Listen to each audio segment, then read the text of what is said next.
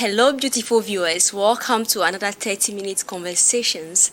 It's that moment of the week when you tune into Newer TV English to watch the Youth Circle. I still remain your host, Princess McAfee. Today we are tackling a very sensitive topic. But before then, the Youth Circle is broadcast on Newer TV each and every Friday at 11:15 a.m. and 6:15 p.m. and repeat on Sundays at 6:15 p.m. And also, the playlist is available on YouTube. Keep liking, sharing, commenting. I'll start off by introducing the topic of the day, youth versus corruption. Will our generation do better? That's a big question we are going to answer today. But before then, let me give bits of the definition of corruption. Corruption is the abuse of power or position for personal gain, usually involving dishonest or unethical behavior. It often includes action like bribery, embezzlement, nepotism, fraud, or favoritism, where someone in authority exploits their role to benefit themselves or others unfairly. Today, I'm with two great gentlemen. I have with me Professor Begedou Prosper and Sir Abdul Rafiu Lassisi. Professor Begedou is an associate professor and director of American Corner, Université de Lomé, and also Mr. Abdul Rafiu is a consultant and DG of Polyglot Center, English language coach, a moderator, and the SD of GATS, the Global Alumni Association of Togo. Great. I'll give them the floor to greet you people. Yeah. Professor. Thank you very much, McAfee. Since you say we should greet them, Yeah. we want to see the opportunity to greet all the viewers and also to thank you for inviting us to come here and talk on this particular topic. It's also a pleasure having you. Yeah, pleasure. Also Welcome. mine. Welcome. Thank you very much. Yeah, Sarah, you. Well, it's always a pleasure to be here with you and discuss some important topics, and this is one here again. Yeah. And it's a pleasure to have you viewers wherever you are to listen and watch. What do you think, viewers? Should we get a definition from them? I know you want a definition for corruption. So, Prof, I think what is corruption? You gave a very good definition, and the only thing I want to say is that corruption is a practice that is unethical, Yeah, which is illegal. illegal. Is a big one. Now, under it, we have some practices that will go into that Yeah. big unethical. And so when we talk about bribery, when we talk about favoritism, when we talk about nepotism, these are practices Yeah. that can be put under corruption, which is the misuse of power for personal gain, as you said it. You want to achieve something, but you don't use you don't use your power in the right way, but you use it to force the other person to take an action that is not normally good to be taken. Or legal. Yeah, legal, unethical. Okay. Yeah. Sarah, few. Yes, you say, I want to say all, but because I have to define too, then let me just say it.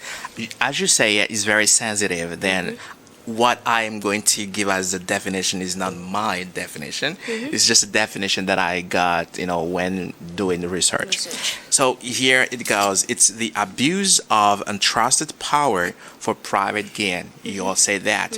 It can manifest in various forms, including bribery, as you say, extortion as well, embezzlement, and other dishonest and illegal activities, often involving public officials or those in power. Okay. So this is what I can say in a nutshell. So why do you think some people take part in corruption or accept corruption? Yeah, people usually play active or passive roles when it comes to corruption. So some people are really active, and some people are part, but they are not really aware that they are contributing and taking part in it. Now, generally, it is when somebody is greedy. Yeah. When somebody wants to get more profit than he or she deserves. When somebody is desperate and does not know what to do, when you suggest corruption things for him to get through corruption, he will take it. And also, people are involved passively or actively in corruption when they think that it is normal. That means everybody is doing it. So I can do it. I can do it too. So it has become something normal, and everybody is doing it. So I'm also part of everybody. So I am involved. So basically, these are some of the reasons that can lead people to accept or take bribes. Bribes, okay. Sergio, what's your opinion? Yes, I am going to say that the first thing is how it is presented. You don't see it as corruption. You see it as an opportunity to do business, for example. Yeah. Somebody comes to you and say, okay, if you want to have this market or this bid, okay, then just give me something to secure your position out there. You know that there are many people competing. Then you can have your place secure, and you can get the market or the bid. Okay, good. So the way it is presented, you don't feel like you're doing something bad. You're like, okay, it's an opportunity to do business. This is the first point that I just want to say. And another point is lack of education. I do believe that we don't have the necessary information regarding, corruption. So we don't really know what it is, how it is presented, the various forms that it takes to call it corruption. So we're not taught in schools, for example, or in our enterprises to know that, hey, come on, when you do that, when the money is for a project, you take it for your own, then you do embezzlement like that. Okay, I can also talk of poverty. Yeah. When let's say the only thing that you have, it's not like so true to say the only thing, but in a way, when the only thing that you have is your dignity. At the end of the day, maybe it's your spouse that will tell you, come on, you have your dignity, but you're poor. We need to eat at home, we need to feed the children, but the only thing you say is dignity. You have opportunities to do great. Your friends are doing the same, but you are there to talk of dignity. So poverty at a point can just lead people to, in doing things like that.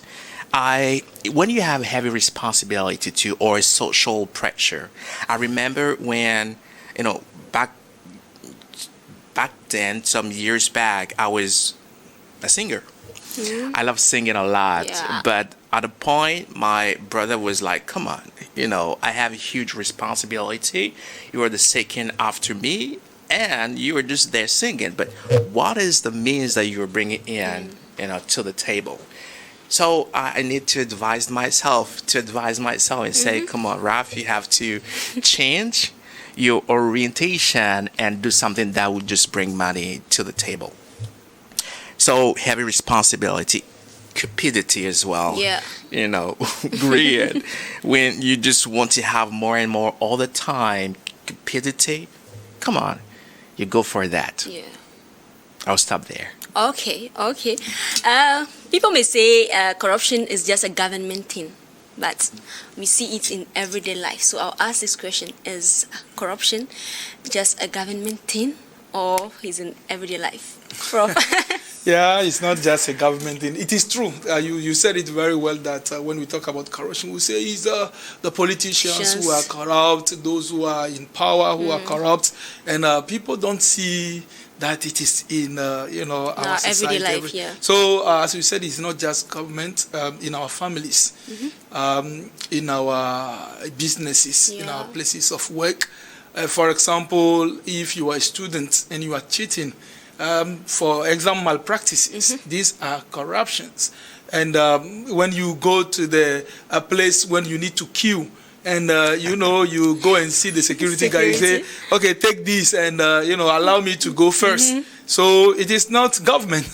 That one is I remember something. I think I was going to do my ID card and something happened. We were there, we were waiting for us to go, and then some people were coming and they were just entering, doing the thing and coming out. We are there. We spent like 4 hours there. We were still there. And people are coming in and going out. So that is not government. Yeah. And Raf was talking about education. And I said, these people are educated.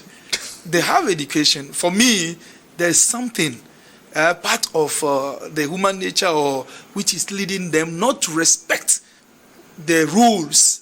Everybody wants things to be done fast, quickly, in a way that he or she will be satisfied.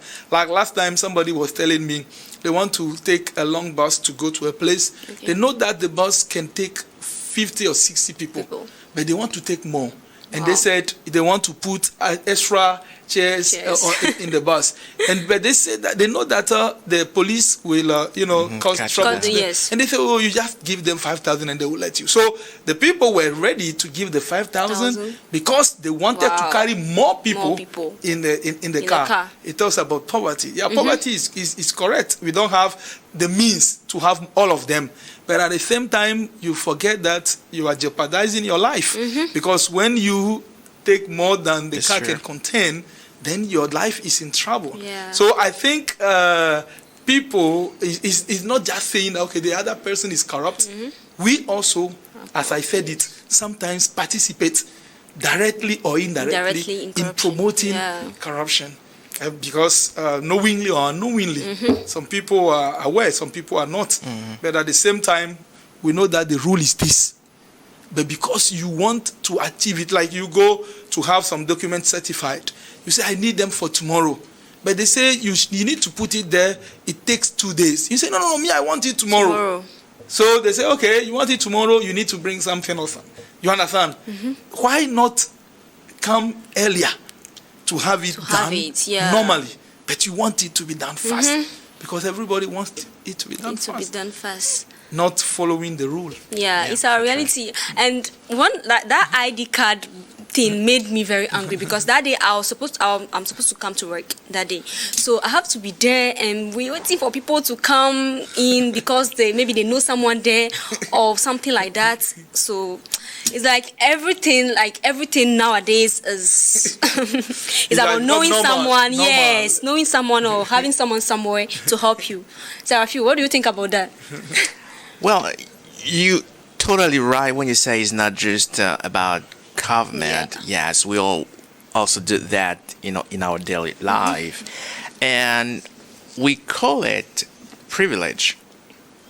When you give money just to have things done quickly, that you call it privilege. That you are privileged, or in some countries too, it's legal. They call it lobbying. So as I say, it depends on how it's presented. They say, come on, it's not that bad. It's just a privilege that I have. Yes. We have people, but there are, others that are, privileged, and I'm part of it. Though I want to work to be in that small group of privileged people. So yes, this is how we think of the thing. And we don't say it that bad, but it's just jeopardizing our generations. Yes. Do you think young people today care about fighting corruption? Why? Or why not? First, I want to say yes. That's why we're having this broadcast. Okay, it's because we care about that we're talking about for awareness. That's the first thing that I want to say. And I want to add that it can also be no. Because many people, if you take, for example, some statistics, I take time to research a little bit. Globally, the World Bank estimate that corruption costs $trillions annually. Wow. And they estimate that $1 trillion is paid for bribes and $2.6 trillion is stolen through corruption each year. So when you take it like that, you may say that no, people are not really aware. They are just going for corruption all the time. But at the same, because they take it as a good way or a quick way to get rich. Yeah.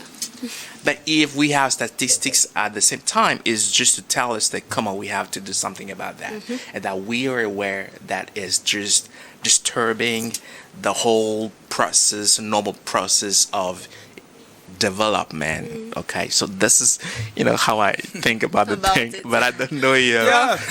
I think he said it right, because the concern, you are talking about the young people who are caring. Yes. It depends on where you find yourself, you see yourself. But if he put it right, we want it to change.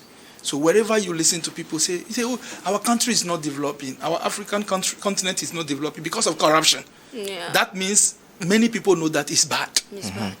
But at the same time, when I can borrow the word privilege, when you think that you are at the position of getting that privilege, you don't see it As a really problem. as better inside yourself.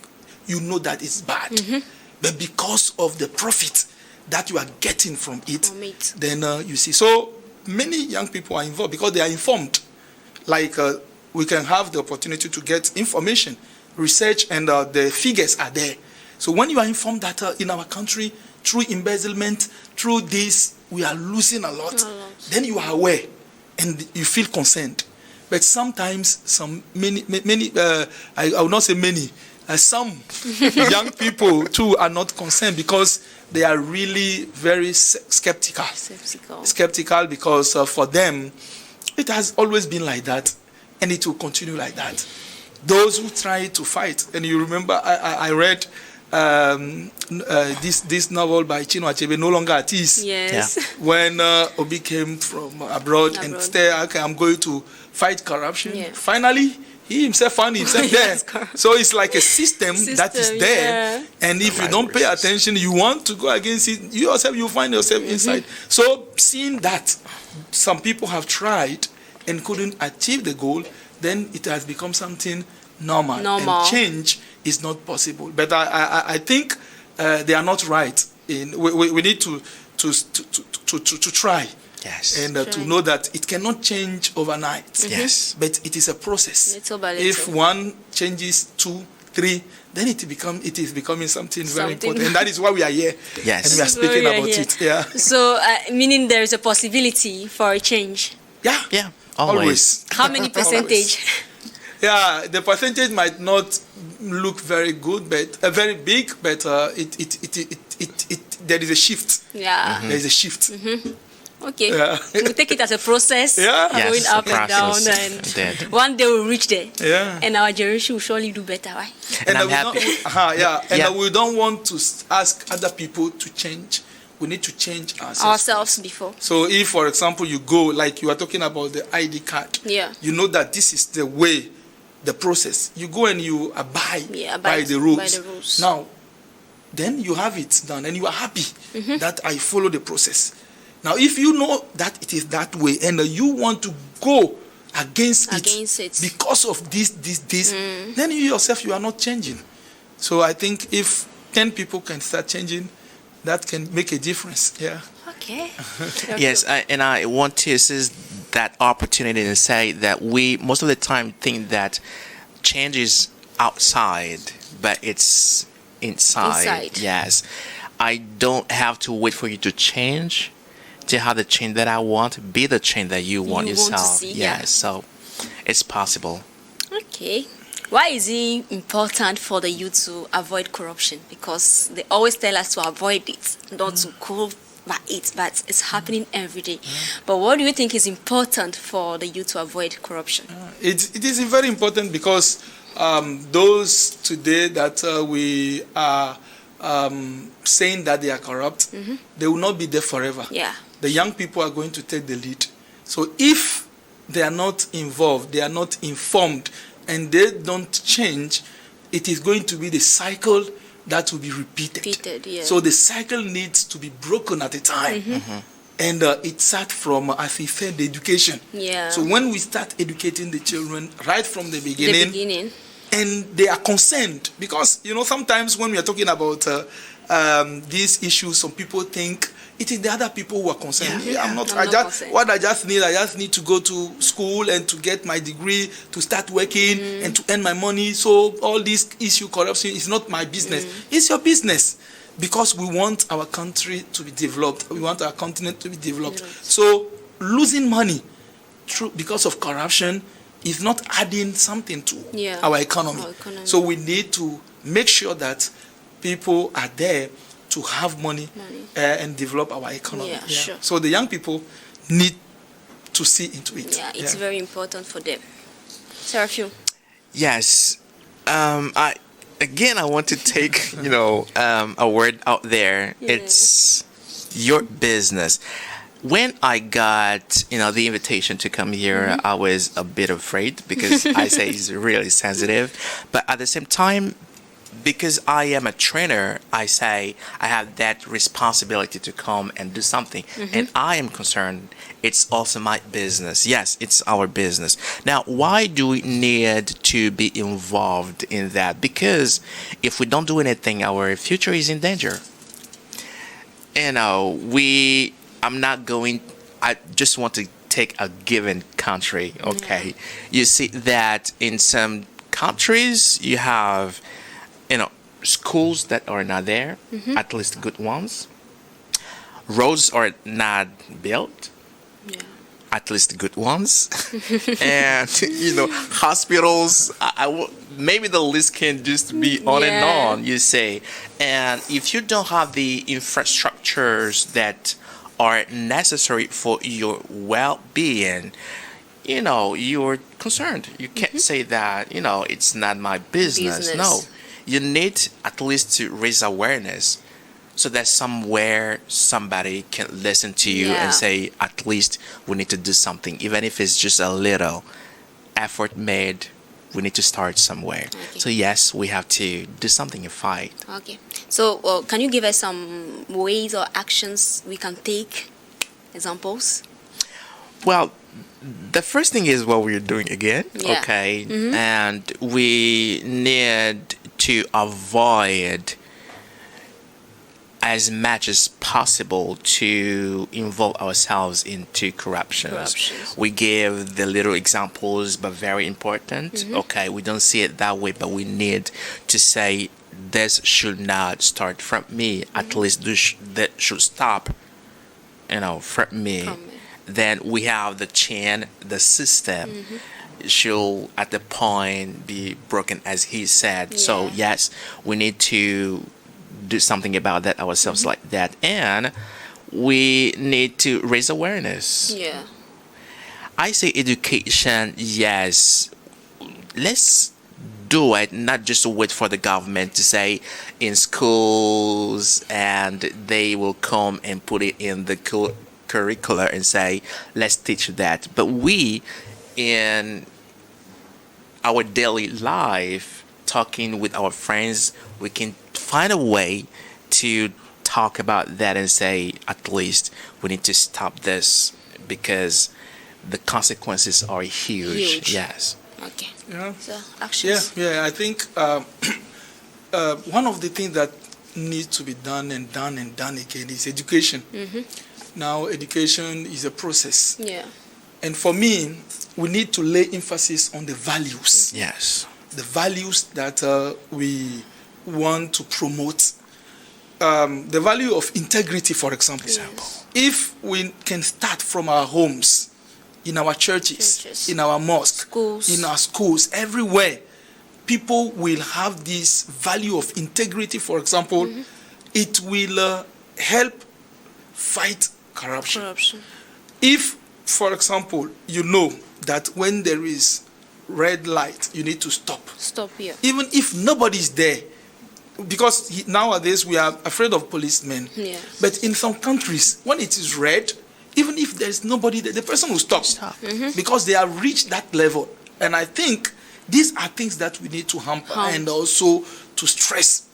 Because if we don't promote values, the young people will be lost. They will be seeing things and considering them normal, even though they are not normal. Because that is when you go to have this thing done. If it is, you need to pay 5,000. You say, okay, it is 7,000. So finally, the thing has become normally accepted that it is 7,000. Whilst you know that it is 5,000, we need to stop participating actively or passively, and we need also to report. We need to find ways in reporting in a very smooth and simple way. And we need also to connect with other associations and other individuals who are also raising awareness, because today we have the social media and also other means, and we need to take advantage of that to continue speaking to our small circles. Like we have the youth circle we are talking about this year. We also have some other circles in our family circle, in our church circle, in our mosque circle, other circles. We need to make time to continue educating the young people on the values that they need to promote. And for me, I'm saying it again, if the young people don't promote some values of respect for the society, of nationalism, of the love for the country, for the love for the development, then nothing will happen. But if they know that this is what I need to do to help my country to develop, this is what I need to do, and this is what I can do to help. As we said it, we don't need to ask the people who are in that position to change. We can start changing, and it will also encourage. Imagine that everybody says that we are not going to pay extra money to have this service because it is not there. Imagine that everybody refuses. People will change. It's because some people are giving it that they continue promoting it. So we can start refusing it.